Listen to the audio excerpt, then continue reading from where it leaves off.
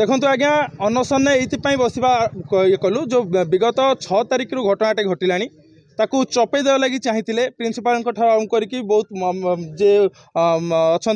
lecture अच्छा police महाशय मैंने अच्छा समस्ते चपे देवा लगी चाहिए केस आड़ को गति न करा चाहिए बहुत फोर्स कराई धमक दि जाता 15 तारिख दिन से छात्री जनक जे भय न करके 15 तारिख दिन केस देते 15 तारिख केस देला परे भी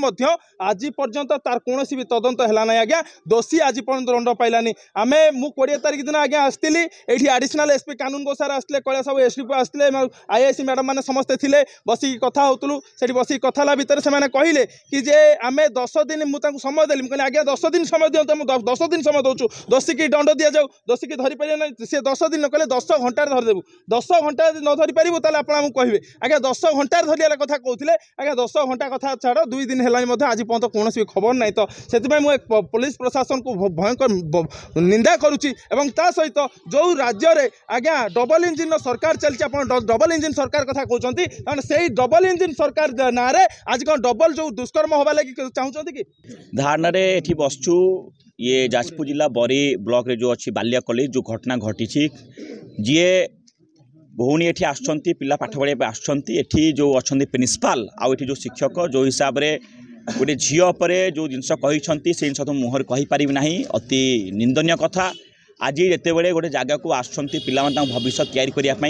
से जगह भविष्य नष्ट करने जो जी रक्षक से आज राक्षस होती आज आम दाबी हो कि जो शिक्षक गोटे झील पर एमती घटना घटे से कहीं पंजाय गिरफ होना कहीं बहिष्कृत करा कलेक्टर सब कलेक्टर हाथ में बहिष्कृत हाथ में अच्छी सेकेंड जिस हूँ पुलिस हाथ में अच्छी धरी गिरफ हो जेल पठाया कथा किंतु आज आम जहाँ देखुचु एत दिन घटना घटला आज एठार आईसी प्रचुर मात्रा पैसा खाई आई सुरक्षा दौरान जो भूणी न्याय पुलिस लगे हाथ उठे दौरान गिरफ कर माने एटा ओडिशा वासियों एक लज्जाजनक कथा निंदनीय कथा मुझे कही दौचे से प्रिंसिपाल एवं शिक्षक को जदि बहिष्कृत न करेंगे गिरफ न करेंगे ये लड़े खाली बरी नुहे लड़े ओडिशा सारा हम